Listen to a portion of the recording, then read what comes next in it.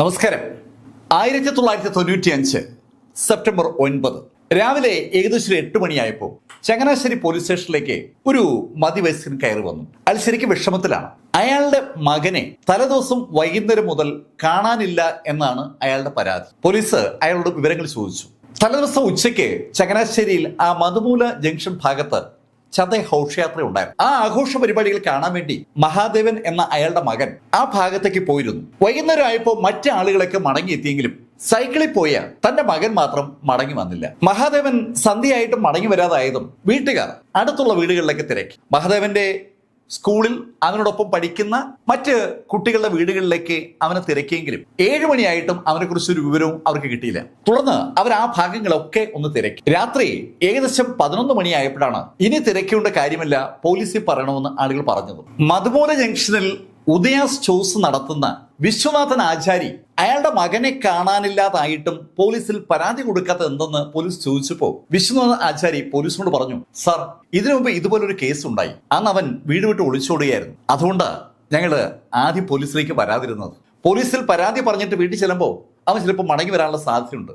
അതുമാത്രമല്ല, പിള്ളേർ ആരെങ്കിലും അവനെയും കൂട്ടി സെക്കൻഡ് ഷോ സിനിമയ്ക്ക് പോയിട്ടുണ്ടെങ്കിൽ അത് കഴിഞ്ഞ് വീട്ടിലെത്താൻ ഏകദേശം 12 മണിയാവും. 12 മണിയായിട്ടും എത്താതെ വന്നതോടുകൂടിയാണ് അവര് പോലീസിൽ പരാതി കൊടുക്കാമെന്ന് തീരുമാനിക്കുന്നതും അതിരാവിലെ പോലീസ് സ്റ്റേഷനിൽ എത്തുന്നതും. കാര്യങ്ങൾ കേട്ട് കഴിഞ്ഞപ്പോൾ ഒരു man missing case Changanassery police സ്റ്റേഷനിൽ രജിസ്റ്റർ ചെയ്തു. 12 വയസ്സ് മാത്രം പ്രായമുള്ള സ്കൂൾ വിദ്യാർത്ഥിയായ മധുമൂല ജംഗ്ഷനിൽ ഉദയസ് ചോസ് നടത്തുന്ന വിശ്വനാഥൻ ആചാര്യയുടെ മകനായ മഹാദേവനെ കാണാനില്ല എന്ന ഒരു പരാതിയാണ് പോലീസ് ഫയലിൽ സ്വീകരിച്ചത്. ആ മാൻ മിസ്സിംഗ് കേസ് അന്ന് തന്നെ പോലീസ് അന്വേഷിച്ചു തുടങ്ങി.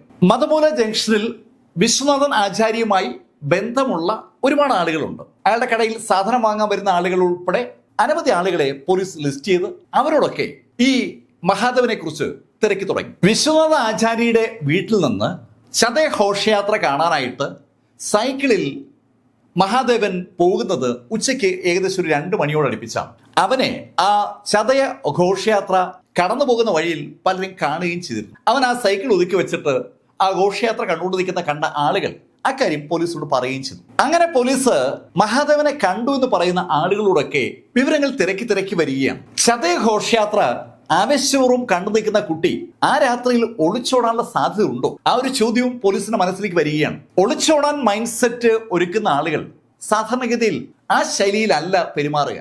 ആരുടെ ശ്രദ്ധയപ്പെടാതെ മുങ്ങാൻ ആ അവസരത്തെ വിനിയോഗിക്കുകയാണ് അവർ സാധാരണ ചെയ്യുക.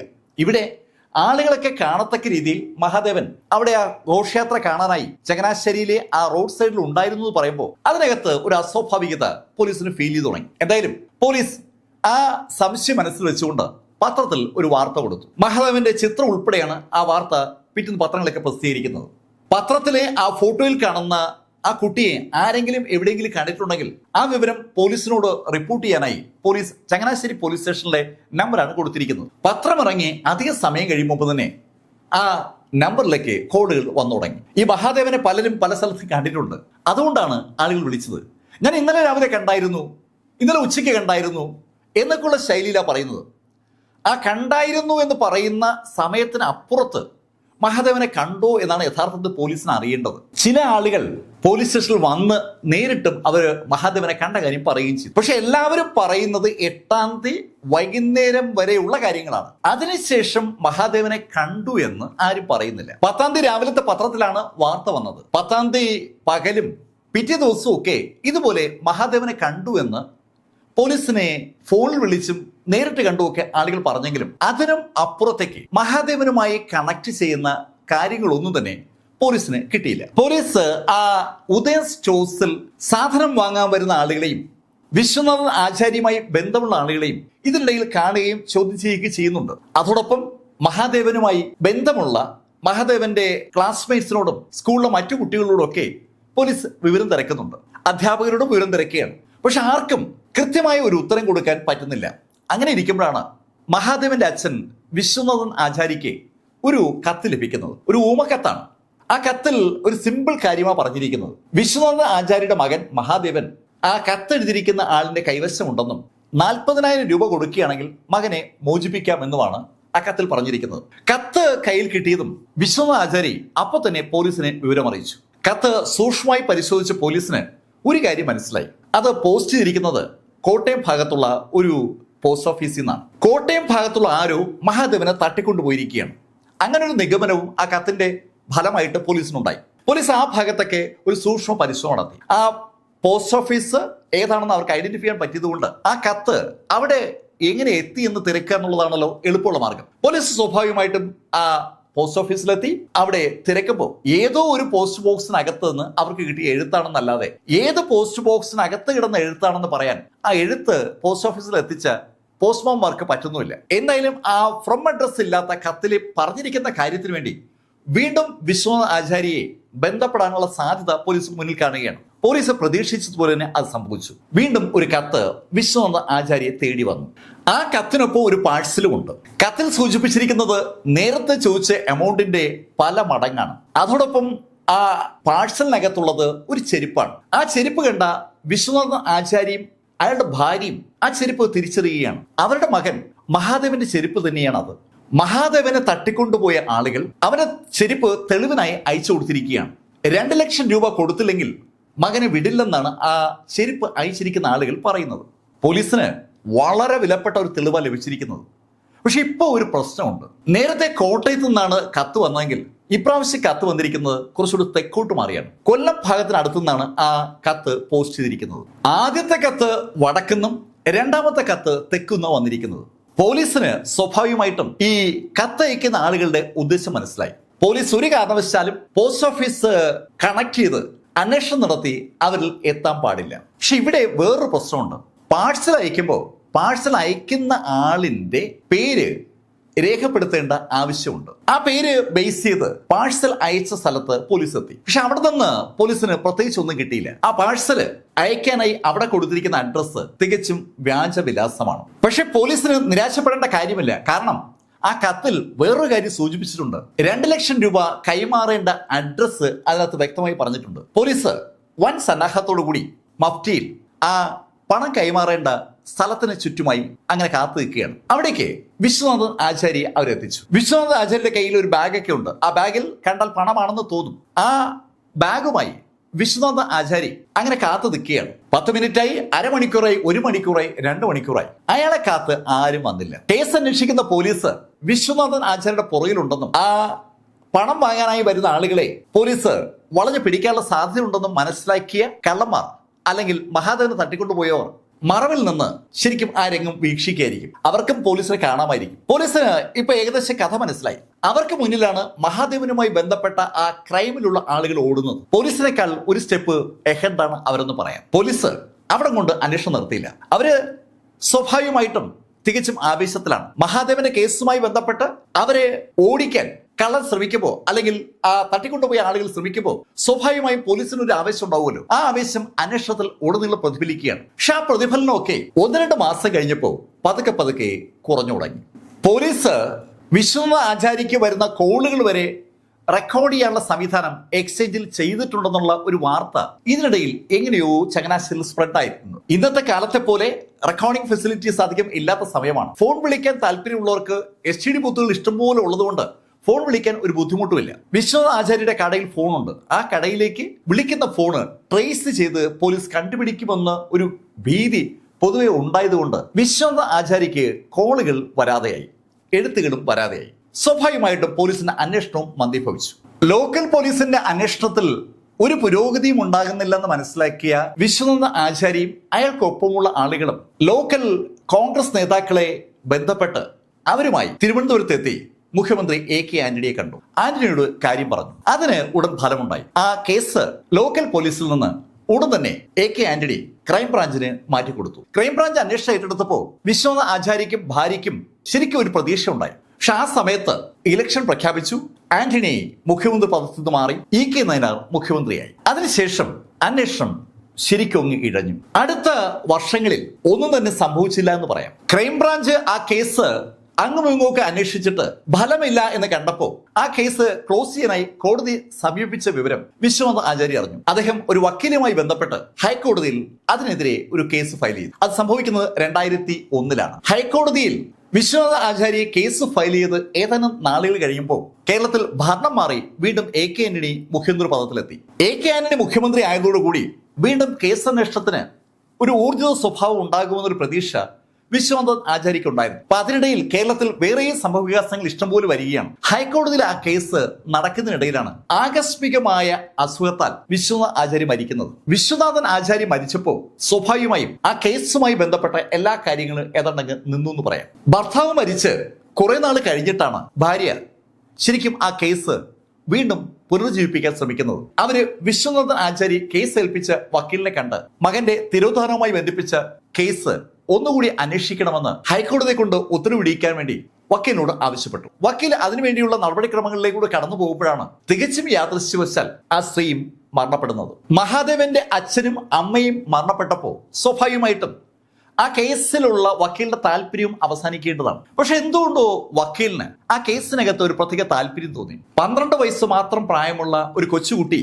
തികച്ചും ദുരൂഹമായ സാഹചര്യത്തിൽ അപ്രത്യക്ഷമാവുക, അതിനുശേഷം ആ കുട്ടിയെക്കുറിച്ച് ഒരു വിവരവും ആർക്കും കിട്ടാതിരിക്കുക, എവിടെയോ എന്തോ പാകപ്പിഴയുണ്ടെന്ന് ഒരു തോന്നൽ ആ വക്കീലിനുണ്ടായി. വക്കീല് ആ കേസ് ഹൈക്കോടതി പ്രസന്റ് ചെയ്തു. ഹൈക്കോടതി പുനരന്വേഷണത്തിന് ഉത്തരവിട്ടു. അപ്പോ കേരളത്തിൽ ഉമ്മൻചാണ്ടി സർക്കാർ അധികാരമേറ്റിരിക്കുന്ന സമയമാണ്. KG സൈമൺ എന്ന ഉദ്യോഗസ്ഥനാണ് ആ അന്വേഷണം ഏറ്റെടുത്തത്. അദ്ദേഹത്തിന്റെ കീഴിൽ ഒരു 12 അംഗ ടീമുണ്ട്. KG സൈമണും ടീമും ആ കേസ് തുടക്കം മുതൽ ഒന്ന് സൂക്ഷ്മമായി പഠിച്ചു. ആ കേസിലെ ആദ്യത്തെ FIR മുതൽ ആ കേസുമായി ബന്ധപ്പെട്ട് കളക്ട് ചെയ്ത മുഴുവൻ വിവരങ്ങളും ആ ടീം വിശദമായ വിശകലനത്തിന് വിധേയമാക്കുകയാണ്. അവർക്ക് മുന്നേ ആ കേസ് അന്വേഷിച്ച ക്രൈംബ്രാഞ്ച് ടീമും ലോക്കൽ പോലീസും ആരെയൊക്കെ കണ്ടു, എന്തൊക്കെ വിവരങ്ങൾ ശേഖരിച്ചു, എവിടെയെല്ലാം അന്വേഷണം നടത്തി തുടങ്ങിയ എല്ലാ വിവരങ്ങളും ശേഖരിച്ച KG സൈമണും സംഘവും മഹാദേവനെ കണ്ടു എന്ന് പറയുന്ന ആളുകളുമായി ബന്ധിപ്പിച്ച് അന്വേഷണം ആരംഭിക്കാമെന്ന് തീരുമാനിച്ചു. മഹാദേവനെ കണ്ടു എന്ന് പറയുന്ന ആളുകളൊക്കെ മഹാദേവനെ കണ്ടിരിക്കുന്നത് 8-ാം തീയതിയാണ്. 8-ാം തീയതി ചങ്ങനാശ്ശേരി മേഖലയിൽ അതിവിപുലമായ ചതയഘോഷയാത്രയാണ് നടന്നിരിക്കുന്നത്. അത് കാണാനായി ഒരുപാട് ആളുകൾ ആ റോഡിൽ ഉണ്ടായിരുന്നു. അതുകൊണ്ട് തന്നെ മഹാദേവനെ പലരും കണ്ടതാണ്. സൈക്കിൾ ഒതുക്കിയതിനു ശേഷം അവൻ ആ ഘോഷയാത്ര കണ്ടുകൊണ്ട് നിൽക്കുന്നത് ഒരുപാട് ആളുകൾ കണ്ടിട്ടുണ്ട്. ആ ആളുകളാണ് അന്ന് പോലീസിനോട് ആ കാര്യം പറഞ്ഞത്. അവരുടെയൊക്കെ പേരും വിലാസവും പോലീസ് ഫയലിലുണ്ട്. KG സൈമണും സംഘവും ആ ഫയലിലുള്ള അഡ്രസ്സുകൾ പരിശോധിച്ച് അവരെ മുഴുവൻ ഒരിക്കൽ കൂടി കാണാൻ തുടങ്ങി. ആ ആളുകളോട് സംസാരിച്ചപ്പോഴാണ് KG സൈമണും ടീമിനും ഒരു കാര്യം മനസ്സിലായത്. 1995 സെപ്റ്റംബർ 8-ന് ആ ഘോഷയാത്ര നടക്കുന്ന സമയത്ത് മഹാദേവനെ കണ്ടു എന്ന് പറയുന്ന ആളുകൾ യഥാർത്ഥത്തിൽ മഹാദേവനെ കണ്ടു എന്ന് ഇപ്പോൾ അവർക്ക് ഉറപ്പില്ല. മഹാദേവനെ പോലെയുള്ള ഒരു കുട്ടിയെ കണ്ടു എന്നുള്ള ശൈലിയിലായി അവരുടെ സംഭാഷണം. അന്ന് അവർ പറഞ്ഞിരുന്നത് സൈക്കിൾ ഒതുക്കി വെക്കുന്നതൊക്കെ കണ്ടു എന്നാണ്. ഇപ്പോൾ അവർ ആലോചിച്ചിട്ട് പറയുന്നത് അങ്ങനെ ഓർക്കുന്നില്ല, ഒരുപാട് സൈക്കിളുകൾ ഉണ്ടായിരുന്നു, ആ കുട്ടി സൈക്കിളിന്റെ ഭാഗത്തുനിന്ന് വരുന്ന കണ്ടപ്പോൾ അവൻ സൈക്കിൾ ഒതുക്കി വെച്ചിട്ട് വന്നു എന്ന് ഞങ്ങൾക്ക് തോന്നിയതാണെന്നുള്ള ശൈലിയിലായി സംഭാഷണം. എന്നാലും ഒരു കാര്യം KG സൈമണും ടീമിന് മനസ്സിലായി. കണ്ടു എന്ന് പറയുന്ന ആളുകളൊക്കെയും അന്ന് ഒരു താളത്തിന് അങ്ങ് പറഞ്ഞതാണ്. മഹാദേവനെ 8-ാം തീയതി കണ്ടു എന്ന് പറയുന്ന ആളുകളുടെ മൊഴികളിൽ വൈരുദ്ധ്യമുണ്ടെന്നും അത് വാസ്തവത്തോട് അടുക്കുന്നല്ലെന്ന് മനസ്സിലാക്കിയ KG സൈമണും ടീമും അടുത്തായി കോൺസെൻട്രേറ്റ് ചെയ്തത് ആ ഫയലിലുള്ള ആ 2 കത്തുകളിലാണ്. വിശ്വനാഥൻ ആചാര്യക്ക് ആരോ അയച്ചിരിക്കുന്ന കത്തുകളാണ് അവിടെ ഉള്ളത്. ആ കത്തുകളിലെ കൈയക്ഷരം പരിശോധിച്ചാൽ എന്തെങ്കിലും ക്ലൂ കിട്ടുമോ എന്നറിയാൻ വേണ്ടി വിദഗ്ധരെ കൊണ്ട് ആ കൈയക്ഷരം പരിശോധിപ്പിക്കാനുള്ള ഒരു തീരുമാനത്തിലേക്ക് KG സൈമണും ടീമും കടന്നു. ആ എഴുത്തെഴുതിയിരിക്കുന്ന ആളുടെ കൈയക്ഷരം അവർ സംശയിക്കുന്ന ആളുകളുടെ കൈയക്ഷരവുമായി കണക്ഷൻ ഉണ്ടാവണം. അതിനുവേണ്ടി ആ ഫയലിൽ നേരത്തെ പോലീസ് രേഖപ്പെടുത്തിയിരിക്കുന്ന മുഴുവൻ ആളുകളുമായി കണക്ട് ചെയ്ത് ഒന്ന് വിലയിരുത്തി നോക്കി. ഒരു വൻ വിശകലനമാണ് ആ സമയത്ത് KG സൈമണും ടീം നടത്തിയത്. ചങ്ങനാശ്ശേരിയിലെ ആ മധുമൂലയ്ക്ക് ചുറ്റുമുള്ള ഒരുപാട് ആളുകളുടെ കൈയക്ഷരം ഈ കത്തുമായി കണക്ട് ചെയ്ത് നോക്കി. ഒരു ആളുടെ കൈയക്ഷരം ആ കത്തിലെ കൈയക്ഷരവുമായി ബന്ധപ്പെട്ട് വരുന്നില്ല. അത് തികച്ചും പോലീസിനെ കബളിപ്പിക്കാനായി ആരോ ഒരുക്കിയ കെണിയാണ്. ആ ഒരു ധാരണയിലേക്കാണ് KG സൈമണും ടീമും ഇപ്പോൾ എത്തുന്നത്. കത്തിന്റെ കേസ് അതാണെങ്കിലും രണ്ടാമത്തെ കത്തിനൊപ്പമുള്ള ചെരുപ്പ് ഒരു നിർണായക തെളിവാണ്. ആ ചെരുപ്പ് ഒരു പാഴ്സൽ ആയിട്ടാണ് വന്നിരിക്കുന്നത്. ആ പാഴ്സല് കൃത്യമായിട്ടും മഹാദേവന്റെ ആ വീട്ടഡ്രസ്സിലേക്കാണ് വന്നിരിക്കുന്നത്. അതിന്റെ അർത്ഥം മഹാദേവന്റെ അഡ്രസ് അറിയാവുന്ന ആരോ ആണ് ആ പാഴ്സൽ അയച്ചതെന്നാണ്. നേരത്തെ അയച്ച കത്തിൽ വന്നിരിക്കുന്നത് വിശ്വനാഥ ആചാര്യയുടെ ആ കട അഡ്രസ്സിലാണെങ്കിൽ പാഴ്സൽ വന്നിരിക്കുന്നത് വീട്ടഡ്രസ്സിലാണ്. പോലീസ് വളരെ നിർണായകമായ ഒരു വിശകലനമാണ് ഇപ്പൊ നടത്തുന്നത്. ആ ചെരുപ്പ് മഹാദേവന്റെ ആണെന്ന് ജീവിച്ചിരിക്കുന്ന സമയത്ത് വിശ്വനാഥൻ ആചാര്യയും അദ്ദേഹത്തിന്റെ ഭാര്യയും പോലീസോട് സമ്മതിച്ച കാര്യമാണ്. മഹാദേവന്റേതാണ് ആ ചെരുപ്പെങ്കിൽ മഹാദേവനെ നന്നായി അറിയാവുന്ന ആരോ ഒരാൾ മഹാദേവന്റെ ആ ചെരുപ്പെടുത്ത് വീട്ടിലേക്ക് അയച്ചിരിക്കുകയാണ്. അത് KG സൈമണും ടീമും ഉറപ്പിച്ചു. മഹാദേവനെ നന്നായി അറിയാവുന്നത് ആർക്കായിരിക്കും? ലോക്കൽ ആയിട്ടുള്ള ആളുകൾക്ക് അല്ലെങ്കിൽ ബന്ധുക്കൾക്ക്. അപ്പോൾ അന്വേഷണം ദൂരെ എങ്ങോട്ടും കൊണ്ടുപോകേണ്ട കാര്യമില്ല. ആ പറയുന്ന ചുറ്റളവിൽ തന്നെ നടത്തിയാൽ മതി. മഹാദേവന്റെ മിസ്സിംഗുമായി ബന്ധമുള്ള ആള് ആ ചുറ്റുപാടിൽ തന്നെ ഉണ്ട്. KG സൈമണും സംഘവും അത് ഉറപ്പിച്ചു. ആ കാര്യം ഉറപ്പായതും KG സൈമണും സംഘവും പോലീസിന്റെ ആ ഫയലിനകത്തുള്ള മൊഴികൾ ഒന്നൊന്നായി വായിച്ചു തുടങ്ങി. അനവധി ആളുകളെ കണ്ട് മൊഴികൾ ലോക്കൽ പോലീസ് ശേഖരിച്ചിട്ടുണ്ട്. ലോക്കൽ പോലീസിന് പ്രതിയിലേക്ക് എത്താൻ പറ്റില്ലെങ്കിലും ഒരുപാട് വിവരങ്ങൾ അവർ ശേഖരിച്ചിരുന്നു. അതുപോലെ തന്നെ ക്രൈംബ്രാഞ്ച് ആ മൊഴികളിലൂടെ കടന്നുപോയ KG സൈമണും സംഘവും ഒരു പ്രത്യേക മൊഴിയിൽ ഒരു ഗുണനിർദ്ദേശനം വിട്ടു. ആ മൊഴി നൽകിയിരിക്കുന്നത് ഉദയ സ്റ്റോറിലെ വിശ്വനാഥ് ആചാര്യയുടെ ഒരു ജോലിക്കാരനാണ്. പോലീസ് ആ മൊഴി ഒന്നുകൂടെ വായിച്ചു. ശതദിന ആഘോഷം കാണാൻ പോയ മഹാദേവൻ മടങ്ങി കടയിലെത്തിയതിനു ശേഷം വീണ്ടും ആ സൈക്കിളുമായി പുറത്തേക്ക് പോയിരുന്നു. ആ സൈക്കിളുമായി അവൻ പുറത്തേക്ക് പോയത് സൈക്കിള് നന്നാക്കാനാണെന്ന് കടയിൽ നിൽക്കുന്ന ആ ജോലിക്കാരൻ പോലീസിന് കൊടുത്ത മൊഴിയാണ് ആ ഫയലിനകത്തുള്ളത്. ആ മൊഴി അനവധി തവണയാണ് KG സൈമണും സംഘവും വായിക്കുന്നത്. ആ മൊഴിയെക്കുറിച്ച് ആ ടീം വിശദമായ ഒരു ചർച്ച തന്നെ നടത്തി. അതിന്റെ കാരണം ആ മൊഴിയെ കണക്ട് ചെയ്തുകൊണ്ട് ലോക്കൽ പോലീസോ ക്രൈംബ്രാഞ്ചോ ഒരു അന്വേഷണവും നടത്തിയിട്ടില്ല എന്ന കാര്യം അവർ കണ്ടതുകൊണ്ടാണ്. ഒരു മൊഴി ഒരാൾ നൽകുമ്പോൾ അതുമായി കണക്ട് ചെയ്ത് മറ്റെന്തെങ്കിലും ലഭിക്കുമെന്നറിയാൻ വേണ്ടി ഒരു തുടർ അന്വേഷണം സാധാരണ നടത്തുന്ന പതിവുണ്ട്. ഇവിടെ മഹാദേവനെ അവസാനമായി കണ്ട ഉദയ സ്റ്റോറിലെ ആ ജോലിക്കാരൻ പറഞ്ഞ ആ മൊഴിയിൽ കണക്ട് ചെയ്തുകൊണ്ട് ഒരു അന്വേഷണവും ക്രൈംബ്രാഞ്ച് നടത്തിയിട്ടില്ല, ലോക്കൽ പോലീസ് നടത്തിയിട്ടില്ല. അത് തികച്ചും അമ്പരപ്പിക്കുന്ന ഒരു കാര്യമാണ്. KG സൈമണും സംഘവും ലോക്കൽ പോലീസും ക്രൈംബ്രാഞ്ചും അന്വേഷിക്കാത്ത ആ മൊഴിയെക്കുറിച്ച് കൂടുതൽ അന്വേഷിക്കാൻ തീരുമാനിച്ചു. ആ മൊഴിയിൽ വളരെ വ്യക്തമായി പറഞ്ഞിരിക്കുന്ന ആ വാചകമാണ് അവരെ ഹൗണ്ട് ചെയ്യുന്നത്. സൈക്കിൾ നന്നാക്കാൻ വേണ്ടി മോൻ സൈക്കിൾ ഷോപ്പിലേക്ക് പോയെന്നാണ് ആ ജോലിക്കാരൻ മൊഴി നൽകിയിരിക്കുന്നത്. പോലീസ് ആ സൈക്കിൾ ഷോപ്പിനെ കുറിച്ച് തിരക്കി. അത് ഈ വാഴപ്പള്ളിയിൽ ഹരികുമാർ എന്ന ഉണ്ണിയുടെ കടയാണ്. അവിടെ അനവധി ആളുകൾ സൈക്കിള് നന്നാക്കാൻ കൊണ്ടുവരാറുണ്ട്. ആ കടയിലാണ് മിക്കവാറും എല്ലായ്പ്പോഴും മഹാദേവൻ അവന്റെ സൈക്കിള് നന്നാക്കാൻ കൊണ്ടുപോവുക. സൈക്കിള് നന്നാക്കാൻ വേണ്ടി മാത്രമല്ല, കാറ്റടിക്കാനും അവിടെ തന്നെയാണ് കൊണ്ടുപോകുന്നത്. മഹാദേവൻ റെഗുലറായി പോകുന്ന കടയാണ് ഈ ഉണ്ണിയുടെ ആ സൈക്കിൾ ഷോപ്പ്. പോലീസ് സ്വാഭാവികമായിട്ടും ഉണ്ണിയെ സമീപിച്ചു. ഉണ്ണിയെ പോലീസ് സമീപിക്കുമ്പോൾ വർഷം 2014 ആയിരിക്കുകയാണ്. ഈ സംഭവം നടക്കുന്നത് 95 സെപ്റ്റംബർ 8-നാണ്. അതുകൊണ്ട് തന്നെ പോലീസ് ചോദിക്കുമ്പോൾ ഉണ്ണിക്ക് ആ സംഭവങ്ങളൊന്നും പ്രത്യേകിച്ച് അങ്ങോട്ട് ഓർമ്മ വരുന്നില്ല. ആ ചതയ ദിനത്തിൽ മഹാദേവൻ ആ സൈക്കിൾ ഷോപ്പിൽ വന്നിരുന്നു എന്ന ചോദ്യത്തിന് ഓർക്കുന്നില്ല എന്ന മറുപടിയാണ് ഉണ്ണി പറഞ്ഞത്. 19 കൊല്ലങ്ങൾക്ക് മുമ്പുള്ള സംഭവമല്ലേ. കടയിൽ ആരെല്ലാം കാറ്റടിക്കാൻ വരുന്നു, ആരെല്ലാം സൈക്കിൾ നന്നാക്കാൻ വരുന്നു, അവരെയൊക്കെ ഓർത്തിരിക്കുക എന്ന് പറഞ്ഞാൽ അതത്ര എളുപ്പമുള്ള കാര്യമല്ല. ആ ദിവസവുമായി ബന്ധിപ്പിച്ച് മഹാദേവൻ അവിടെ എത്തിയതിനെ കുറിച്ച് എന്തെങ്കിലും ഓർമ്മ വരികയാണെങ്കിൽ അക്കാര്യം പോലീസിനോട് പറയാമെന്ന് ഉണ്ണി പോലീസിനോട് പറയുകയും ചെയ്തു. അങ്ങനെ ആവട്ടെ എന്ന് പറഞ്ഞ് KG സൈമണും സംഘവും അവിടെ നിന്ന് പുറത്തിറങ്ങി അവർ ഉണ്ണി അറിയാതെ ഉണ്ണിയുമായി ബന്ധമുള്ള അവന്റെ സുഹൃത്തുക്കളെയും ചുറ്റുപാടുമുള്ള ആളുകളെയൊക്കെ പതുക്കെ സമീപിച്ചു തുടങ്ങി. സമീപിക്കുന്നത് മഫ്റ്റി വേഷത്തിലുമാണ്. മഫ്റ്റി വേഷത്തിലുള്ള പോലീസ് അടുത്തുള്ള കടകളിലും ഉണ്ണിയുമായി ബന്ധമുള്ള ആളുകളിലേക്കൊക്കെ അവരുടെ ആ അന്വേഷണം വ്യാപിപ്പിച്ചപ്പോൾ അവർക്ക് ഒരു കാര്യം മനസ്സിലായി. ഉണ്ണിക്ക് മദ്യപിക്കുന്ന ഒരു സ്വഭാവമുണ്ട്. മദ്യപിക്കുന്ന സ്വഭാവം എന്ന് പറഞ്ഞാൽ നന്നായി മദ്യപിക്കുന്ന സ്വഭാവം ഉണ്ണിക്കുണ്ട്. അത് മനസ്സിലാക്കിയ പോലീസ് ഉണ്ണിയുടെ മദ്യപാന സദസ്സിലേക്ക് പതുക്കെ കടന്നു കയറാൻ ഒരു തീരുമാനമെടുത്തു. ഉണ്ണിയുടെ മദ്യപാന സദസ്സിലേക്ക് കണ്ടാൽ നല്ല മദ്യപാനികളെന്ന് തോന്നുന്ന KG സൈമന്റെ സംഘത്തിലെ ഒരു പോലീസ് ഉദ്യോഗസ്ഥനെ തന്നെയാണ് അവർ വിട്ടത്. അയാളൊരു നല്ല ആക്ടറാണെന്ന് പറയാം. അതേ സമയത്ത് ഉണ്ണിയുടെ പിതാവിനെ മറ്റൊരാള് സമീപിച്ചു. സംഭാഷണ മധ്യേ മഹാദേവൻ എന്ന കുട്ടിയുടെ തിരോധാനത്തെക്കുറിച്ച് ഉണ്ണിയുടെ അച്ഛനോട് സംസാരിച്ചപ്പോൾ അയാള് ആ പോലീസുകാരോട് പറഞ്ഞത് രസമുള്ള ഒരു മറുപടിയാണ്. ഓ, അവൻ ഇനി തിരിച്ചൊന്നും വരത്തില്ല. വളരെ വ്യക്തമായിട്ടാണ് അയാൾ അങ്ങനെ പറഞ്ഞത്. അത് കേട്ടതും ആ പോലീസുകാരൻ ഉണ്ണിയുടെ അച്ഛനോട് ചോദിച്ചു, അതെന്താ അങ്ങനെ പറഞ്ഞ? ആ ചോദ്യം കേട്ടതും ഉണ്ണിയുടെ അച്ഛൻ ശരിക്കൊന്ന് പതറി. ആ പതർച്ച പെട്ടെന്ന് മാറ്റി പിടിച്ചുകൊണ്ട് അയാൾ ആ പോലീസുകാരോട് പറഞ്ഞു, അല്ല ഇതിപ്പോ ഒരുപാട് 10-20 വർഷമായില്ലേ, അതുകൊണ്ടാണ് ഞാൻ പറഞ്ഞത്. ആ വരണമെങ്കിൽ നേരത്തെ വരുമായിരുന്നല്ലോ. ഉണ്ണിയുടെ അച്ഛൻ ആ മറുപടിക്ക് അനുയോജ്യമായ എക്സ്പ്ലനേഷനൊക്കെ അതിവേഗതയിൽ നൽകിയെങ്കിലും ശരിക്കും പരിണിതപ്രജ്ഞനായ ആ പോലീസ് ഉദ്യോഗസ്ഥന്റെ കണ്ണുകളിൽ ഉണ്ണിയുടെ അച്ഛന്റെ ആ പര്യങ്ങൾ കൃത്യമായി പെട്ടു. അയാൾ എന്തോ ഒളിക്കാൻ ശ്രമിക്കുകയാണെന്നൊരു തോന്നൽ അദ്ദേഹത്തിന് ഉണ്ടാവുകയും ചെയ്തു. അയാൾ ആ വിവരം KG സൈമണ് റിപ്പോർട്ട് ചെയ്തു. KG സൈമന്റെ സംഘത്തിലെ ഒരാളിപ്പോ ഉണ്ണിയുടെ മദ്യപാന സദസ്സിൽ അംഗമായിരിക്കുകയാണല്ലോ. കള്ളിഷാപ്പിനകത്തും ബാറിലൊക്കെ ഒന്നിച്ചു കൂടുന്ന ആളുകൾ പെട്ടെന്ന് സുഹൃത്തുക്കളാവുമല്ലോ. അതുപോലെ നന്നായി മദ്യപിക്കുന്ന ആ പോലീസുകാരൻ ആ കൂട്ടത്തിന്റെ ഭാഗമായപ്പോൾ അയാൾ അവരുമായി നല്ല ഫ്രണ്ട്ഷിപ്പിലായ സമയത്ത് ഉണ്ണി ഇല്ലാതിരുന്ന ഒരു ദിവസം ആ കൂട്ടത്തിലെ ഒരു ചെറുപ്പക്കാരൻ ആ പോലീസുകാരനോട് ഒരു കാര്യം പറഞ്ഞു. ഉണ്ണിക്ക് ശരിക്കും എന്തോ വിഷമമുണ്ട്, എന്തോ അരുതാത്തത് ചെയ്തു പോയതിലുള്ള ഒരു വിഷമം അവൻ്റെ ഉള്ളിലുണ്ട്. മദ്യപിക്കുമ്പോഴാണ് അതൊക്കെ പുറത്തു വരിക. വളരെ യാദൃശ്യമായിട്ടാണ് ആ വാചകം ആ സുഹൃത്ത് പറഞ്ഞത്. നമ്മുടെ പോലീസുകാരൻ വളരെ വിദഗ്ധമായിട്ട് സംസാരിച്ച് ഉണ്ണിയിലേക്കും ഉണ്ണിയുടെ സ്വഭാവത്തിലേക്ക് എത്തിയപ്പോഴാണ് ആ ശൈലിയിൽ ഒരു ഡയലോഗ് ആ ചെറുപ്പക്കാരന്റെ ഭാഗത്തുനിന്നുണ്ടായത്. അതേ പിടിച്ചു കയറി കൂടുതൽ ചോദിക്കാനൊന്നും ആ പോലീസുകാരൻ ശ്രമിച്ചില്ല. അങ്ങനെ ചോദിച്ചാൽ അവന് സംശയം തോന്നും.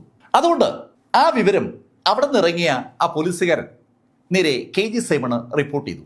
വളരെ വളരെ നിർണായകമായ 2 വിവരങ്ങൾ ഇപ്പോൾ ആ ടീമിന്റെ മുന്നിലുണ്ട്. ഒന്ന്, വളരെ ഉറപ്പോടുകൂടി ഉണ്ണിയുടെ പിതാവ് പറഞ്ഞ ആ വാചകം, മഹാദേവൻ ഇനി തിരിച്ചു വരില്ല എന്ന വാചകം. 2, എന്തോ അരുതാത്ത കാര്യം ചെയ്തു പോയ ഒരു വിഷമം ഉണ്ണിയുടെ മനസ്സിലുണ്ടെന്ന് ഉണ്ണിയുടെ സുഹൃത്ത് പറഞ്ഞ വാചകം. ആ 2 വാചകങ്ങളും ഒന്ന് കൂട്ടി യോജിപ്പിക്കുമ്പോൾ ഉണ്ണിക്ക് മഹാദേവനുമായി ബന്ധപ്പെട്ട് എന്തോ ഒരു വിഷയമുണ്ടെന്ന് ഒരു തോന്നൽ KG സൈമണും സംഘത്തിനും ഉണ്ടായി. കാരണം മഹാദേവൻ അവസാനമായി എത്തിയ സ്ഥലം ഉണ്ണിയുടെ ആ സൈക്കിൾ ഷോപ്പാണ്. അവിടേക്ക് മഹാദേവൻ പോയതിന് വ്യക്തമായ തെളിവുണ്ട്. പക്ഷെ അവിടെ നിന്ന് മഹാദേവൻ മറ്റെങ്ങോട്ടെങ്കിലും പോയതായി കണ്ടതായി ആരും പറഞ്ഞിട്ടുമില്ല. പോലീസ് സ്വാഭാവികമായിട്ടും അവസാനം ആ തീരുമാനമെടുത്തു, ഉണ്ണിയെ പൊക്കാനുള്ള തീരുമാനം. ഉണ്ണിയെ പൊക്കിയ പോലീസ് ഉണ്ണിയെ നേരെ കൊണ്ടുവന്നത് കോട്ടയത്തെ പോലീസ് ക്ലബിലേക്കാണ്. അവനെ ചങ്ങനാശ്ശേരി പോലീസ് സ്റ്റേഷനിൽ വെച്ചിട്ട് ചോദ്യം ചെയ്തിട്ടൊന്നും അവൻ ഒരു ഉത്തരവും പറയാത്തത് കൊണ്ടാണ് അവനെ കോട്ടയത്തെ പോലീസ് ക്ലബിൽ എത്തിച്ചത്. വിശദമായ ചോദ്യം ചെയ്യലുകൾക്ക് അവന് വിധേയമാക്കിയെങ്കിലും അവൻ കുലുങ്ങുന്നതേയില്ല. മഹാദേവന്റെ ആ തിരോധാനത്തെക്കുറിച്ച് തനിക്ക് ഒരു വിവരവും അറിയില്ല എന്ന സ്റ്റാൻഡിൽ തന്നെ ഉണ്ണി ഉറച്ചു നിൽക്കുകയാണ്. പക്ഷേ സമയം മുന്നോട്ട് പോകുന്തോറും ഉണ്ണി പതുക്കെ പതുക്കെ അസ്വസ്ഥനായി തുടങ്ങി. അവന്റെ ആ അസ്വസ്ഥത മുതലെടുത്ത അന്വേഷണ സംഘം കൃത്യമായ ചോദ്യങ്ങളോടെ ഉണ്ണിയെ വളഞ്ഞപ്പോൾ അവസാനം അവൻ ചില കാര്യങ്ങൾ പറയാൻ നിർബന്ധിതനായി. 19 കൊല്ലങ്ങൾക്ക് മുമ്പ് ചെയ്യാൻ പാടില്ലാത്തൊരു തെറ്റ് താൻ ചെയ്തു പോയി എന്ന് അവസാനം ഉണ്ണി സമ്മതിച്ചു. അന്ന് 2014 ഫെബ്രുവരി 26. ഉണ്ണി പതുക്കെ കഥകൾ പറഞ്ഞു തുടങ്ങി. ഉണ്ണിയുടെ സൈക്കിൾ ഷോപ്പിൽ സ്ഥിരമായി കാറ്റടിക്കാൻ വരുന്ന മഹാദേവനെ അവൻ സ്ഥിരമായി നോട്ട് ചെയ്യുമായിരുന്നു. അവൻ നോട്ട് ചെയ്യുന്നത് യഥാർത്ഥത്തിൽ മഹാദേവനല്ല, മഹാദേവന്റെ കഴുത്തി കിടക്കുന്ന മാലയാണ്. മഹാദേവന്റെ അച്ഛൻ ഒരു നല്ല ഷോപ്പ് നടത്തുന്ന ആളാണ്. അയാള് അതുകൊണ്ട് തന്നെ ഒരു നല്ല മാല വാങ്ങിച്ച് മകന് ഇട്ടു കൊടുത്തിട്ടുണ്ട്. ഒരു 6 പവന്റെ മാല മിക്കവാറും മഹാദേവന്റെ കഴുത്തി കാണും. ആ മാല കാണുമ്പോഴൊക്കെ കൗതുകത്തോടെ ഉണ്ണി ആ മാലയിലേക്ക് നോക്കും. ഉണ്ണിയാണെങ്കിൽ അല്പസ്വല്പം മദ്യപാനമൊക്കെ ഉള്ള ആളാണ്. മദ്യപാനം മാത്രമല്ല, ചീട്ടുകളിയൊക്കെ ഉണ്ട്. സ്വാഭാവികമായിട്ട് ഉണ്ണിക്ക് ഒത്തിരി കടമൊക്കെ ഉണ്ട്. ആ കടം വീട്ടാൻ എന്താണ് മാർഗമെന്ന് ആലോചിക്കുമ്പോഴാണ് സ്ഥിരമായി അയാളുടെ കടയിലേക്ക് കാറ്റടിക്കാൻ വരുന്ന മഹാദേവന്റെ മാല അയാളുടെ മനസ്സിൽ വരുന്നത്. സ്വർണത്തിന് ഏകദേശം 4000 രൂപയോളം വിലയുണ്ടായിരുന്ന സമയമാണ്. 6 പവൻ സ്വർണം വിറ്റാൽ എങ്ങനെ പോയാലും 20,000 രൂപയ്ക്ക് മുകളിൽ കിട്ടും. അത് ഉണ്ണിക്ക് ഉറപ്പാണ്. മഹാദേവന്റെ കഴുത്തിലെ ആ മാല എങ്ങനെ അടിച്ചു മാറ്റാം എന്നതിനെ കുറിച്ച് ഉണ്ണി ആലോചിച്ചുകൊണ്ടിരിക്കുമ്പോഴാണ് സ്കൂൾ അടയ്ക്കുന്നത്. 10 ദിവസത്തെ ഓണ അവധിയാണ്. ഈ ഓണ അവധിയിൽ പല ദിവസവും സൈക്കിളിന് കാറ്റടിക്കാൻ വേണ്ടി ഉണ്ണിയുടെ കടയിൽ മഹാദേവൻ എത്തും. അപ്പോഴൊക്കെയും ഉണ്ണിയുടെ ശ്രദ്ധ മഹാദേവന്റെ കഴുത്തിലെ ആ മാലയാണ്. ആ മാല കാണുന്തോറും ഉണ്ണിക്ക് ആ മാല അടിച്ചു മാറ്റാനുള്ള ആ ആഗ്രഹം കൂടിക്കൂടി വരികയാണ്. അങ്ങനെ ഇരിക്കുമ്പോഴാണ് ആ ചതയദിന ആഘോഷ പരിപാടികൾ ചങ്ങനാശ്ശേരി നടക്കുന്നത്. ജനം മുഴുവൻ റോഡിലുണ്ട്. ഉണ്ണി അവന്റെ കടയുടെ മുറ്റത്ത് അങ്ങനെ ഇരിക്കുമ്പോഴാണ് സൈക്കിളിൽ കാറ്റടിക്കാനായി മഹാദേവൻ അങ്ങോട്ട് വരുന്നത്. താൻ വിചാരിച്ച സാഹചര്യം ഇതാ എത്തിയെന്ന് മനസ്സിലാക്കിയ ഉണ്ണി മഹാദേവന്റെ സൈക്കിള് അവിടെ വെച്ചതും മഹാദേവനെ കടയ്ക്കകത്തേക്ക് വിളിച്ചു. എടാ മഹാദേവ, നിനക്ക് ഞാനൊരു കാര്യം കാണിച്ചുതരാം. അങ്ങനെ പറഞ്ഞുകൊണ്ട് അകത്തേക്ക് മഹാദേവനെ വിളിപ്പിച്ച ഉണ്ണി അവന്റെ കഴുത്തിൽ കിടന്ന മാല വലിച്ചെടുക്കാൻ ശ്രമിച്ചതും അവൻ തടുക്കാൻ തുടങ്ങി. ആ സമയത്ത് മഹാദേവന്റെ വാ പൊത്തിപ്പിടിച്ച ഉണ്ണി മറു കൈകൊണ്ട് ആ മാലയോട് ചേർത്ത് തന്നെ മഹാദേവന്റെ കഴുത്തിൽ പിടിമുറുക്കി. ഏതാനും സെക്കൻഡുകൾ കൊണ്ട് ആ കൊച്ചു പയ്യൻ അവിടെ വെച്ച് കൊല്ലപ്പെട്ടു. ഈ സമയത്ത് നിരത്തിൽ നിറയെ ആളുകളാണ്. ആ നിരത്തിൽ തന്നെയുള്ള ഒരു ചെറു കടയിൽ ഒരു കൊച്ചുകുട്ടി പിടഞ്ഞു മരിക്കുന്ന അറിയാതെ ഒരുപാട് ആളുകൾ റോഡിലൂടെ അങ്ങോട്ടും ഇങ്ങോട്ടും പോയിക്കൊണ്ടിരിക്കുമ്പോൾ ആ കടയ്ക്കുള്ളിൽ ഉണ്ണി മഹാദേവനെ തീർത്തു. മഹാദേവൻ കൊല്ലപ്പെട്ടു എന്ന് മനസ്സിലായതും മഹാദേവന്റെ കഴുത്തിൽ കിടന്ന മാല ഉണ്ണി അഴിച്ചെടുത്തു. അപ്പോഴാണ് ഉണ്ണി ശരിക്കും ഞെട്ടിയത്. 6 പവന്റെ മാലയ്ക്ക് പകരം ഏകദേശം 1-1.25 പവനും മാത്രം ഭാരമുള്ള ഒരു മാലയാണ് മഹാദേവൻ ഇട്ടിരിക്കുന്നത്. മഹാദേവന് ഒന്നിലധികം മാലയുണ്ടെന്ന് അപ്പോഴാണ് യഥാർത്ഥത്തിൽ ഉണ്ണിക്ക് മനസ്സിലായത്. 1.25 പവനെങ്കിൽ 1.25 പവൻ, അങ്ങനെ കരുതി അവൻ ആ മാല അവന്റെ പോക്കറ്റിലോട്ട് ഇട്ടു. മഹാദേവന്റെ ബോഡി കടക്കകത്ത് ഒളിപ്പിച്ച് ഉണ്ണി കടയുടെ വാതിലടച്ച് അങ്ങനെ കാത്തിരിക്കുകയാണ്. ഘോഷയാത്ര കഴിഞ്ഞ് ആളുകൾ ഒഴിയുമ്പോഴേ അവന് ആ ബോഡി എന്തെങ്കിലും ചെയ്യാൻ പറ്റും. അവൻ അങ്ങനെ കാത്തിരിക്കുമ്പോഴാണ് സന്ധ്യ കഴിഞ്ഞപ്പോൾ അവന്റെ മദ്യപാന സംഘത്തിലെ ഒരു സുഹൃത്ത് അവനെ തേടി വരുന്നത്. ഉണ്ണിയുടെ അടുത്തേക്ക് വന്ന സാലിമനോട് ഉണ്ണി കാര്യം പറഞ്ഞു. അവന് ഒരു കയ്യബദ്ധം പറ്റിയെന്നും ആ കൊച്ചുപയ്യൻ മരിച്ചുവെന്നും ഉണ്ണി പറഞ്ഞപ്പോൾ ആ മദ്യപാന സുഹൃത്തിനെ സഹായിക്കാനുള്ള മനസ്സിലേക്ക് സാലിമോൻ എത്തി. അവർ രണ്ടുപേരും കൂടി അടുത്ത നടപടിയെക്കുറിച്ച് ആലോചിച്ചു. അങ്ങനെ ആലോചിച്ചപ്പോഴാണ് അവർക്ക് സഹായത്തിന് ഒരാളെ കൂടെ കിട്ടിയാൽ നന്നായിരിക്കുമെന്ന് തോന്നിയത്. ഉണ്ണി ഉടൻ തന്നെ ആ സഹായിക്കാൻ പറ്റുന്ന ആളുടെ പേര് പറഞ്ഞു. അത് ഉണ്ണിയുടെ തന്നെ സഹോദരിയുടെ ഭർത്താവാണ്. കണ്ണൻ എന്ന് വിളിക്കുന്ന പ്രമോദ് അങ്ങനെയാണ് ആ സംഘത്തിന്റെ ഭാഗമായത്. പ്രമോദിനോടും ഉണ്ണി കാര്യങ്ങൾ പറഞ്ഞു. അവർ 3 പേരും ആ കടക്കകത്തേക്ക് കയറി മഹാദേവന്റെ ബോഡി കണ്ടു. 12 വയസ്സുള്ള കൊച്ചു പയ്യൻസാണല്ലോ മഹാദേവൻ. അവന്റെ ബോഡി ആരും അറിയാതെ എവിടെയെങ്കിലും മറവ് ചെയ്യണം. അതിന് പറ്റിയ സ്ഥലത്തെക്കുറിച്ച് ഉണ്ണി അവന്റെ അളിയനോടും സുഹൃത്തിനോടും ചോദിക്കുമ്പോൾ കണ്ണൻ എന്ന് വിളിപ്പേരുള്ള പ്രമോദാണ് ആ കാര്യം പറഞ്ഞത്. നമുക്ക് അവൻ ആ പാറമടയെ കൊണ്ട് തള്ളാം. ഏത് പാറക്കുളം? ഇടാ, ആ നാട്ടകത്തെ മരിയാപ്പള്ളിയിലെ പാറക്കുളം അല്ലേ, വലിയ പാറക്കുളമാണ്, ഉപേക്ഷിക്കപ്പെട്ട പാറയാണ്. ആ പാറക്കുളത്തെ കൊണ്ട് തള്ളിയാൽ പിന്നെ ഒരാളും അറിയത്തില്ല.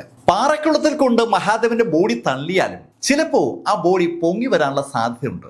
അതിനെക്കുറിച്ചായി ഉണ്ണിയുടെയും പ്രമോദിന്റെയും അതുപോലെ സാലിമോന്റെയും ചർച്ച. അതിനും അവരൊരു പരിഹാരം കണ്ടുപിടിച്ചു. എല്ലാവരും ഉറങ്ങിയെന്ന് ഉറപ്പായതും സാലിമോൻ അവന്റെ ഒരു സുഹൃത്തിന്റെ ഓട്ടോ സംഘടിപ്പിച്ച് കടയിലെത്തി. ആ ഓട്ടോയിലേക്ക് സാലിമോനും കണ്ണനും ഉണ്ണിയും ചേർന്ന് മഹാദേവന്റെ ബോഡി എടുത്ത് കയറ്റി. ആ രാത്രിയിൽ ചങ്ങനാശ്ശേരിയിൽ നിന്ന് ആ ഓട്ടോ ഓടിയെത്തിയത് ആ മരിയാപ്പള്ളിയിലെ പാറക്കുളത്തിന് അടുത്താണ്. പാറക്കുളത്തിന് അടുത്തെത്തിയ അവർ മഹാദേവന്റെ ബോഡി ഇറക്കിയതിന് ശേഷം അവന്റെ ബോഡിയിൽ വലിയ പാറക്കല്ലൊക്കെ വെച്ച് കെട്ടി അവനെ ആ വെള്ളത്തിലേക്ക് ഇട്ടു. അവരെന്നിട്ട് കുറെ നേരം അവിടെ നോക്കി നിന്നു. ഒരു കാരണവശാലും ആ ബോഡി പൊങ്ങി വരില്ല എന്ന് ഉറപ്പുള്ള ഒരു സ്ഥലത്താണ് അവര് മഹാദേവന്റെ ബോഡി നിക്ഷേപിച്ചത്. ഉണ്ണി കഥ പറഞ്ഞ് നിർത്തിയപ്പോൾ KG സൈമണും സംഘവും മുഖത്തോട് മുഖം നോക്കി പോവുകയാണ്. 19 കൊല്ലങ്ങൾക്ക് മുമ്പ് ഒരു മാൻ മിസ്സിംഗ് കേസായി രജിസ്റ്റർ ചെയ്യപ്പെട്ട മഹാദേവൻ കൊല്ലപ്പെട്ടു എന്നുള്ള ആ കഥ വല്ലാത്തൊരു അത്ഭുതത്തോടെയാണ് ആ ടീം കേട്ടത്. ആ ടീം ആ പാറക്കുളം സന്ദർശിക്കാനായി തീരുമാനിച്ചു. അപ്പോഴാണ് ഉണ്ണി KG സൈമണോട് രഹസ്യം പറയും പോലെ ഒരു കാര്യം പറഞ്ഞത്. സാർ, അവിടെ പോയി മുങ്ങി തപ്പുമ്പോൾ വേറെ എല്ലുകൾ കിട്ടിയാൽ അത് എന്റെ പേരിൽ കൊണ്ടുവയ്ക്കരുത്. തികച്ചും അമ്പരപ്പിക്കുന്ന ശൈലിയിലുള്ള ഒരു കമന്റാണ് യഥാർത്ഥത്തിൽ ഉണ്ണി ആ സമയത്ത് നടത്തിയത്. KG സൈമണും കൂട്ടരും ആ കമന്റ് കേട്ട് ഒരു നിമിഷം നിശബ്ദരായിപ്പോയി. പെട്ടെന്ന് KG സൈമൺ എന്തോ ഓർത്തതുപോലെ ഉണ്ണിയോട് ചോദിച്ചു, അല്ല, നിന്റെ ഈ സുഹൃത്ത് സാലിമൻ എവിടെയുണ്ട്? സാർ, അവനെ കുറിച്ച് ഒരു വിവരവും എനിക്ക് അറിയത്തില്ല. അതെന്താ സാർ? അവൻ കുറെ നാളൊക്കെ ഇവിടെ ഉണ്ടായിരുന്നു, പിന്നെ അവനെ കണ്ടിട്ടില്ല. സാലിമൻ കുറെ നാളൊക്കെ അവിടെ ഉണ്ടായിരുന്നു, അതിനുശേഷം അവനെ കാണാനില്ല എന്നാണ് ഉണ്ണി പറയുന്നത്. അത് കേട്ടപ്പോ KG സൈമണും ടീമിനും ഒരു സ്പെല്ലിംഗ് മിസ്റ്റേക്ക് ഫീൽ ചെയ്തു. നേരത്തെ ഉണ്ണി ഒരു സ്റ്റേറ്റ്മെന്റ് പറഞ്ഞു. അവിടെ പോയി ആ മഹാദേവന്റെ ഡെഡ് ബോഡി മുങ്ങിയെടുക്കാൻ ശ്രമിക്കുമ്പോൾ വേറെ എല്ലുകൾ കണ്ടാൽ തന്നെ കുറ്റപ്പെടുത്തരുതെന്നാണ് ഉണ്ണി പറഞ്ഞത്. ആ സ്റ്റേറ്റ്മെന്റും സാലിമോനെ പിന്നെ കാണാനില്ല എന്നുള്ള സ്റ്റേറ്റ്മെന്റും കൂട്ടി യോജിപ്പിച്ചപ്പോൾ അതിനകത്ത് ഒരു അസ്വാഭാവികത ആ അന്വേഷണ സംഘത്തിന് തോന്നി. ആ അസ്വാഭാവികത തോന്നിയതും KG സൈമൺ ഉണ്ണിയോട് ചോദിച്ചു, അല്ല, ഈ സാലിമോനെ എപ്പോ മുതലേ കാണാതായതായിട്ട് നിനക്ക് മനസ്സിലായത്? സർ, മഹാദേവൻ മരിച്ച് കുറെ നാളൊക്കെ അവൻ എന്നോടൊപ്പമൊക്കെ വരുമായിരുന്നു, പിന്നെ എപ്പോഴൊന്നും അറിയത്തില്ല, അവനെ കാണാതായി. അങ്ങനെ അവൻ പറഞ്ഞതും KG സൈമന്റെ സംഘത്തിലെ ഒരു പോലീസുകാരൻ ഉണ്ണിയോട് ചോദിച്ചു, ഏയ്, ഞങ്ങൾ തിരക്കിപ്പോ അങ്ങനെ അല്ലല്ലോ അറിഞ്ഞത്. മഹാദേവൻ മരിച്ച് ഏകദേശം 1.5 കൊല്ലം വരെ ഈ സാലിമൻ നിനക്കിപ്പോ ഉണ്ടായിരുന്നുവെന്നും അതിനുശേഷം സാലിമൻ മിസ്സായെന്നാണല്ലോ ഞങ്ങൾ അറിഞ്ഞത്. ഉണ്ണിയുടെ സുഹൃത്തുക്കളുമായി ടൈപ്പ് ഉണ്ടാക്കിയ ചാരായം കുടിക്കുന്ന ആ പോലീസുകാരൻ ശരിക്കും വെറുതെ ചാരായം കുടിച്ചതല്ല. അങ്ങനെ കുടിക്കുന്നിടയിൽ അയാൾ മനസ്സിലാക്കിയത് ആ സാലിമനെ കുറിച്ചുള്ള കാര്യവുമാണ്.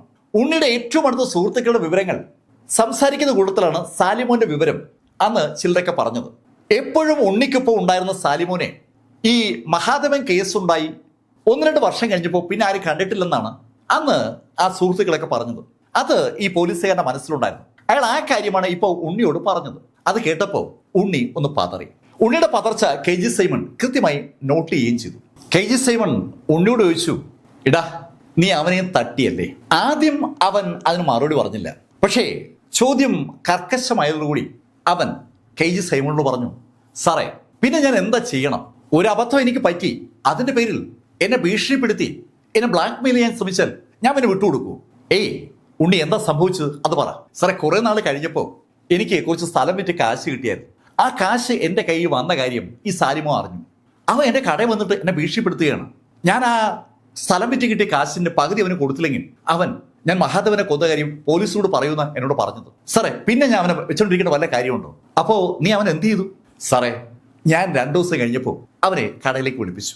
അവിടെ ഇരുന്ന് മദ്യപിക്കാം എന്ന് പറഞ്ഞപ്പോൾ അവൻ സന്തോഷത്തോടെ വന്നു. അവന് കൊടുക്കാനുള്ള കാശൊക്കെ ഞാൻ കൊടുക്കാമെന്ന് പറഞ്ഞിരുന്നു. സാർ, മദ്യപിക്കുന്ന ഇടയിൽ ഞാൻ കുറച്ച് സൈനൈഡ് അങ്ങ് കലർത്തി. അവൻ തീർന്നു സാറേ. അവനെയും ഞാൻ കൊണ്ടുപോയി ആ പാറക്കുളത്തിൽ കെട്ടിത്താത്തു. വളരെ കൂളായിട്ടാണ് ഉണ്ണി ആ സാലിമോന്റെ മരണം പറഞ്ഞത്. അത് കേട്ടുകൊണ്ടിരിക്കുന്ന പോലീസുകാർ പോലും ഒന്ന് വിറച്ചു എന്ന് പറയാം. ഒരു കോൾ ബ്ലഡഡ് മർഡർ എന്നൊക്കെ നമ്മൾ കേൾക്കത്തില്ലേ, അങ്ങനെ ഒരു കക്ഷിയെ അവരിതാ മുന്നിൽ കാണുകയാണ്. അങ്ങനെ ആ 2014 ഫെബ്രുവരി 26 തന്നെ സാലിമോന്റെയും അതുപോലെ മഹാദേവന്റെയും മരണം ഉണ്ണിയുമായി കണക്ട് ചെയ്ത് ഒരു കേസ് അങ്ങനെ കംപ്ലീറ്റ് ആവുകയാണ്. അതും ആദ്യത്തെ മരണം നടന്ന് 19 കൊല്ലങ്ങൾക്ക് ശേഷമാണ് ആ കേസ് ഫൈനലൈസ് ചെയ്യപ്പെടുന്നത്. ഇനിയും പ്രധാനപ്പെട്ട കാര്യങ്ങൾ ബാലൻസ് ഉണ്ട്.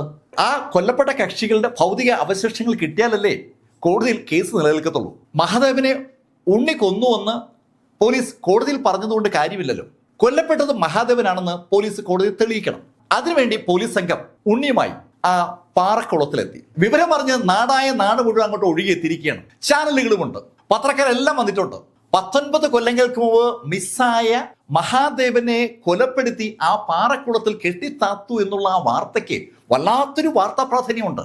എന്നാൽ അതേ സമയത്ത് ആ സാലിമോന്റെ കേസ് പോലീസ് അധികം പബ്ലിസിറ്റി കൊടുക്കാതെ വെച്ചിരിക്കുകയാണ്. അത് അവിടെ കൂടി നിൽക്കുന്ന ജനത്തിന് ഒരു സസ്പെൻസ് ഉണ്ടാക്കണമെന്ന് കരുതി തന്നെയാണ് KG സൈമണും സംഘവും ആ ഭാഗം മറച്ചു വെച്ചത്. KG സൈമണും സംഘവും മാത്രമല്ല, ജനവും ആ പാറക്കുളത്തിന് ചുറ്റും തടിച്ചുകൂടിയെങ്കിലും അക്ഷരാർത്ഥത്തിൽ അവര് ആ സ്ഥലം കണ്ട് ഞെട്ടി നിൽക്കുകയാണ്. വൻ കാടാണ് ആ കുളത്തിന് ചുറ്റും. പോലീസ് ആളുകൾ ഇറക്കി കാട് വെട്ടിത്തെളിച്ചു.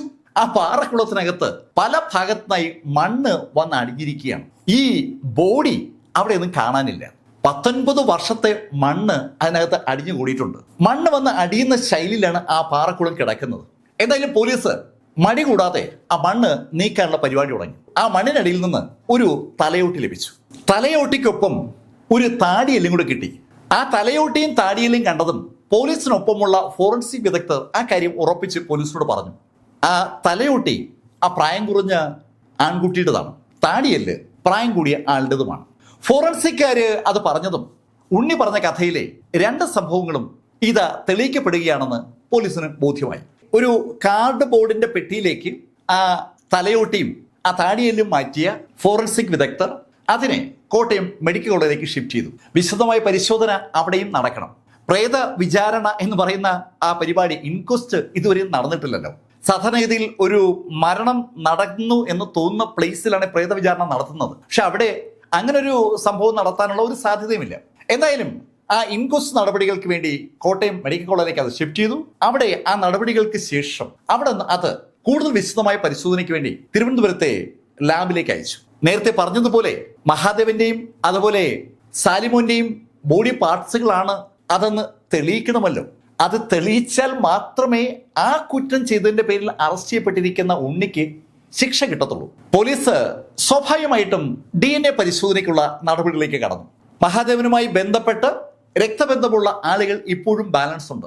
മഹാദേവന്റെ സഹോദരിമാരുടെ DNA സാമ്പിളും ആ തലയോട്ടിലെ DNA സാമ്പിളും മാച്ച് ചെയ്യുന്ന ഘട്ടം എത്തിയതും കേസ് ഫൈനലൈസ് ചെയ്യപ്പെട്ടു. അതുപോലെ തന്നെ സാലിമോന്റെ കേസും മാച്ച് ചെയ്യപ്പെട്ടു.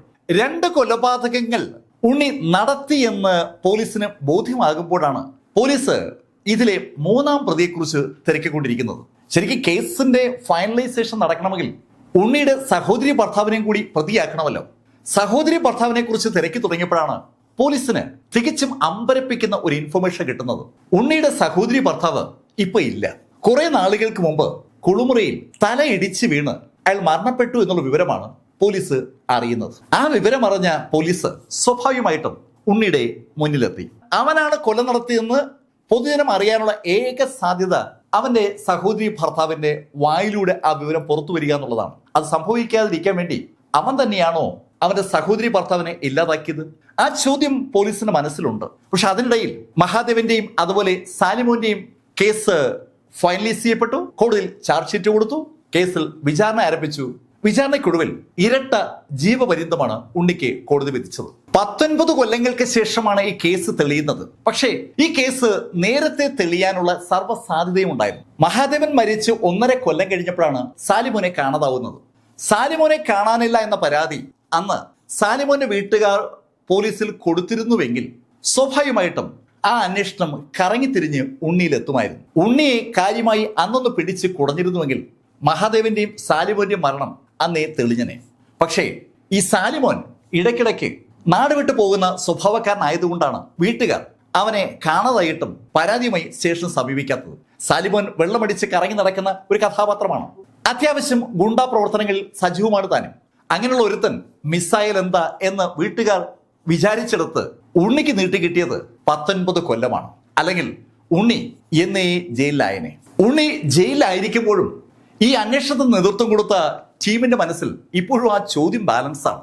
ശരിക്കും 3-ാം പ്രതിയായ അളിയനെ ഉണ്ണി തട്ടിയതല്ലേ എന്ന ചോദ്യമാണ് അവരുടെ മനസ്സിലുള്ളത്. ആ ചോദ്യത്തിന്റെ ഉത്തരം കൃത്യമായി അറിയാവുന്നത് ഉണ്ണിക്കാണെന്ന് മാത്രം പറഞ്ഞുകൊണ്ട് ഈ സ്റ്റോറി ഞാനോട് അവസാനിപ്പിക്കുന്നു. ഞാൻ ഈ കൊലപാതക കഥകൾ മാത്രമല്ല എന്റെ ചാനലിൽ പറഞ്ഞിട്ടുള്ളത്. വർഷങ്ങൾക്ക് മുമ്പ് DB കൂപ്പർ എന്ന ഒരു വ്യക്തി അമേരിക്കയിലെ ഒരു എയർലൈനകത്തേക്ക് ഒരു ഹോർസ് യാത്രയ്ക്ക് വേണ്ടി കയറി. ആ വിമാനത്തിനകത്തേക്ക് കയറിയ DB കൂപ്പർ ആ വിമാനത്തിന്റെ പുറകുവശത്ത് ഫ്ലൈറ്റ് അറ്റൻഡറിന്റെ സീറ്റിന് അടുത്തായിട്ടാണ് ഇരുന്നത്. വിമാനം മൂവ് ചെയ്യുന്ന സമയത്ത് അയാൾ ഒരു ചെറിയ കത്ത് ആ അറ്റൻഡറെ കയ്യിൽ കൊടുത്തു.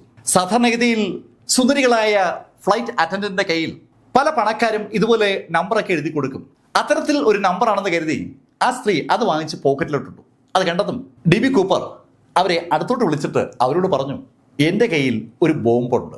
US-നെയും ലോകത്തിനെയും ഞെട്ടിച്ച സംഭവങ്ങളുടെ തുടക്കമാണ് യഥാർത്ഥത്തിൽ ആ വാചകം. ആ ഡയലോഗ് പറഞ്ഞ DB കൂപ്പറുള്ള ആ വിമാനത്തെ 2 F-16 വിമാനങ്ങൾ അപ്പുറവും ഇപ്പുറവും എസ്കോട്ടിംഗ് ആയി പോകുന്ന സമയത്ത് അതിനകത്തുനിന്ന് DB കൂപ്പർ $2 ലക്ഷം മിസ്സായ കഥ. അതാണ് ഇതിന്റെ ബാലൻസ്. ആ കഥയെക്കുറിച്ച് കൂടുതൽ അറിയാൻ നിങ്ങൾക്ക് താല്പര്യമുണ്ടെങ്കിൽ താഴെ കമന്റിൽ ഞാൻ ആ കഥ ലിങ്ക് ഇട്ടേക്കാം. നിങ്ങളൊന്ന് കണ്ടു നോക്കുക, അഭിപ്രായങ്ങൾ പങ്കുവയ്ക്കുക. ഇതുവരെ ഈ കാര്യങ്ങൾ നിങ്ങളോട് സംസാരിച്ചത് ലൈഫിൽ നിന്ന് BS ചന്ദ്രമോഹൻ. കമന്റിൽ ചെയ്യുക. 2 വീഡിയോയ്ക്കും